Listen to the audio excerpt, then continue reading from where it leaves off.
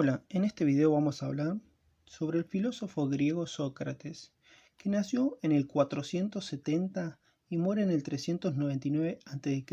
en Atenas, ciudad de la que según parece tan solo salió en 3 ocasiones, y su vida y su obra constituyen problemas difíciles de analizar con precisión.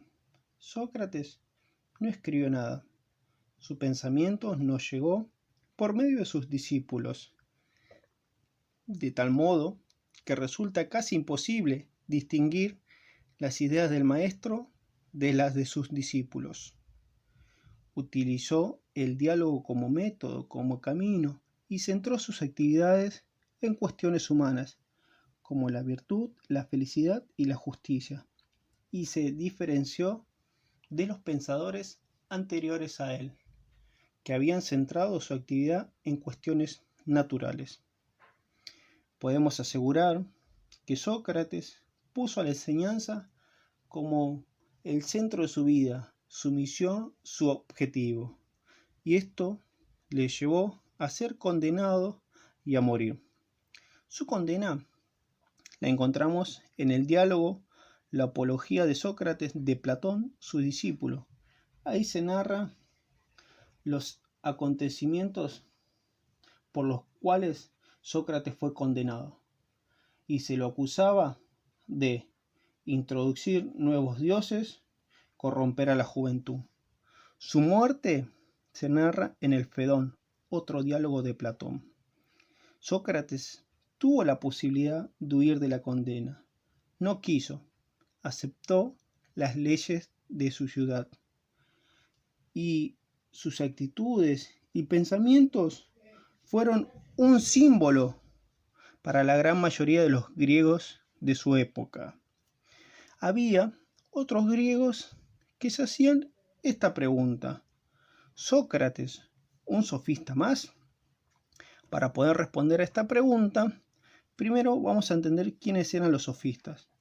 Y vayamos a la etimología de la palabra. Sofista viene de sofos, que significa sabio, experto o entendido en los asuntos de la vida, de la sociedad o en alguna actividad artística o pragmática.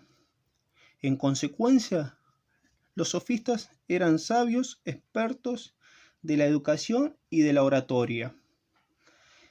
Había personas que decían que eran muy parecidos Sócrates y los sofistas. Uno de ellos era Aristófanes, pero habían otros que decían que eran diferentes, como Platón, Jenofontes y Aristóteles. Decían que Sócrates era muy diferente de los sofistas, pero vamos a ver que había coincidencia entre ellos, pero también había diferencias. Las coincidencias, sus preocupaciones en los temas humanos, como la política, virtud y justicia. Ambos se dedicaban a la actividad pedagógica, a educar. Y, como dije hace un rato, existían diferencias profundamente significativas entre los sofistas y Sócrates. Empecemos por sus métodos. Los sofistas, en sus métodos, cobraban por enseñar, se expresaban mediante monólogos, perseguía la reacción afectiva.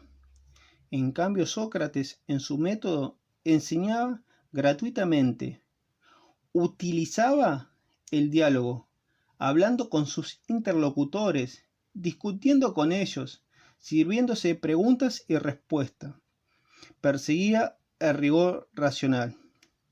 Los sofistas, en sus teorías, eran escépticos y relativistas. Les gustaban los temas políticos, enseñaban para triunfar en la vida. En cambio, Sócrates, en sus teorías, enseñaba la verdad universal, temas sobre la virtud, aconsejaba la honestidad y honradez. Él también, como filósofo, como pensador, elaboró un método, conocido como método socrático. Afirmaba el carácter innato del conocimiento. Con este método buscaba llegar a un conocimiento universal Y para llegar a este conocimiento universal, el método tenía dos momentos. El primer momento, la refutación, y el segundo, la mayéutica. Empecemos por el primer momento, el momento de la refutación. Y consiste en hacer ver a nuestros interlocutores que los conocimientos que creían ciertos, indudables, no lo son. Sócrates solía salir al ágora y allí interrogaba al artista, al maestro, al general, y sirviéndose de ciertas preguntas, les hacía cobrar conciencia de su ignorancia, y la refutación ponía de manifiesto que aquellas opiniones que parecían ciertas eran problemáticas, faltas o carecían de fundamento. Este primer momento ayudaba a que surgiera el segundo momento, el momento de la mayéutica. Y este momento de la mayéutica consiste en que, una vez eliminadas las falsas opiniones, los propios interlocutores pudieran encontrar en sí mismos la verdad. Él, en este momento, se basó en su madre. Su madre era partera, daba a luz a las personas, y él quería dar a luz en el conocimiento verdadero, universal. Él quería orientar a sus discípulos para que ellos hallaran las verdades que se encontraban en su interior, en su alma.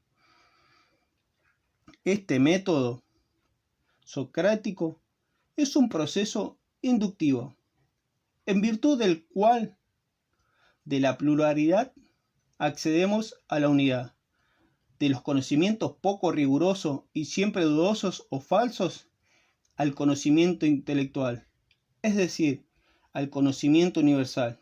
Y mediante la refutación se eliminan los prejuicios, los saberes parciales, las apariencias, y gracias a la mayéutica se alcanza el concepto universal que expresa la esencia inmanente a todas las cosas de una misma especie.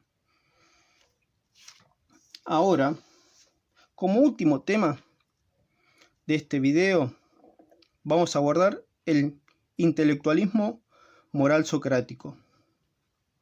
Para Sócrates, el bien y la virtud proporcionan la auténtica felicidad. Consecuentemente, si la virtud y el bien otorgan la auténtica felicidad, nadie obra mal intencionalmente, pues nadie querrá ser infeliz o desgraciado.